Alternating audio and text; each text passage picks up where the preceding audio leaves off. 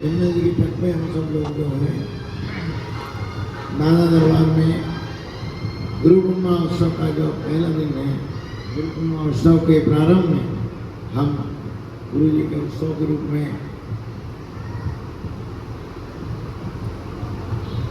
सन 63 से मनाते हैं। गुरु जी की समाधि श्री रामनाथ जी महाराज गुरु जी की समाधि सन 62 में हुई, जब से हम लोग जो है 63 उत्सव मनाते हैं। गुरु पूर्णिमा के पूर्व उत्सव संध्या पर हम लोग जो है गुरु महाराज की सूर्य के साथ साथ गुरु पूर्णिमा उत्सव सब हम लोग मना रहे हैं। सभी लोगों के मन में जो भाव है वो यही है कि गुरु महाराज की कृपा हो। गुरु पूर्णिमा का सबसे बड़ा प्रसाद है कि गुरु महाराज प्रसन्न हो जाए।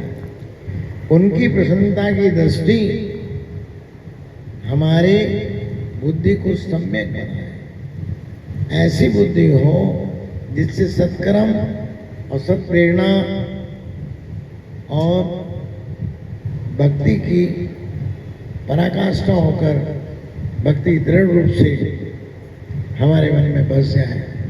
इसी भाव से हम सब लोग सभी परंपराओं में, हिंदू परंपराओं में, सनातन धर्म में व्यास पूजा के नाम से एवं गुरु पूर्णिमा के नाम से सभी गुरु परंपरा में गुरु पूर्णिमा मनती है।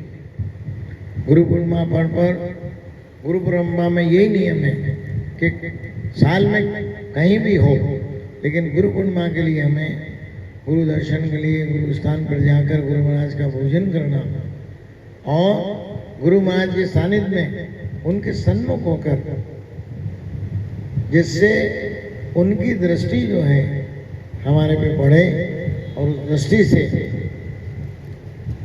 हमारे इस जीवन का, जिसलिए हमारा जन्म हुआ है, जिसलिए हम मनुष्य रूप में इस धरा पे आए हैं, जो हमको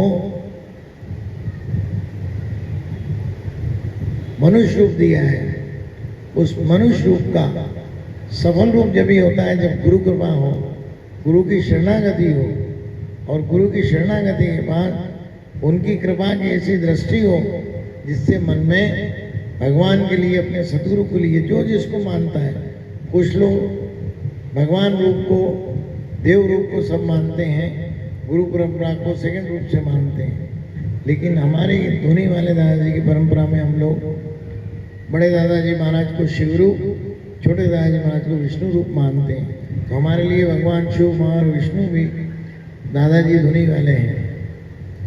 हमारी सोच में तो हमें यही लगता है कि भगवान गुरु रूप में ही मिलते हैं और गुरु रूप में ही हमको सहज रूप में मिल जाते हैं। वैसे भगवान की उस रूप को, ठाकुर जी को पाने के लिए भगवान राम, भगवान कृष्ण, भगवान भोलेनाथ, भगवान हनुमान जी महाराज, ये सभी रूप को पाने के लिए बहुत कठोर तपस्या और बहुत कठिन तप करना पड़ता है। लेकिन सदगुरु के लिए तो सिर्फ सेवा कर लो, उनको भजन सुना दो, उनको कुछ अध्याय सुना दो, उसी से प्रसन्न होकर गुरु महाराज जो है ईश्वर रूपी कृपा करते हैं। उसी ईश्वर रूपी कृपा की दृष्टि को पाने के लिए हम सब लोग यहाँ एकत्रित हुए हैं। और कल भी हमारे यहाँ दादाजी का अखंड दादा नाम होगा। अखंड दादा नाम कल से शुरू होकर परसों गुरु पूर्णिमा तक होगा। हम सब लोग भजन सत्संग भी करेंगे और दादा नाम का स्मरण करेंगे। दादा नाम का स्मरण जो है गुरु स्मरण है। जिस तरह से ओम नमः शिवाय, ओम नमः राधे श्याम, राधे श्याम, जय श्री कृष्णा, जय श्री कृष्णा, राधे श्याम, सीताराम, उसी तरह से हमारी परंपरा में भज लो दादाजी का नाम, भज लो हरिहर जी का नाम। हमारे यहाँ दादाजी की परंपरा में तो यही है कि दादाजी का मूल मंत्र यही है, रक्षा करो हमारी श्री दादाजी धूनी वाले, ओमकार निर्विकारम शंभू के लाश वाले। तो दादाजी का जो आम मंत्र है वो धूनी वाले दादाजी का, भज लो दादाजी का नाम, भज लो हरिहर जी का नाम, रक्षा करो हमारी श्री दादाजी धूनी वाले। देखो, जीवन में आप सब लोग अपने पुरुषार्थ से, कर्म से धनोपार्जन कर सकते हैं, धन कमा सकते हैं, वैभव की प्राप्ति कर सकते हैं, लेकिन रक्षा नहीं कर सकते। रक्षा तो भगवान गुरु महाराज ही करते हैं। इसीलिए रक्षा स्तोत्र जो है, रक्षा करो हमारे श्री राधा जी धूनी वाले, इसलिए हमारे दरबार में दादाजी के यहाँ रक्षा की प्रधानता है। रक्षा करो हमारे श्री राधा जी धूनी वाले, क्योंकि ये सत्य का दरबार है। सत्य के यहाँ सच्चे दरबार की जय बोलती है। जिस तरह से वैष्णो देवी में आप देखो सच्चे दरबार की जय बोली जाती है, इसी दादा दरबार की जय, अटल छत्र की जय। अटल छत्र जिस तरह से आकाश है, इस पूरी प्रभामंडल को आकाश में ढक रखा है, उसी तरह से इसकी उसकी जो छाया है, उसी तरह से दादाजी की रक्षा की छाया है। इस हमको सबको नहीं, भारतवर्ष को नहीं, पूरी दुनिया ब्रह्मांड को दादाजी, इसीलिए कहा गया सकल नव ब्रह्मांड नायक धुनी वाले दादाजी की जय। ऐसे सकल रूप से भगवान रक्षा करते हैं। धुनी वाले दादाजी हमारी रक्षा करते हैं।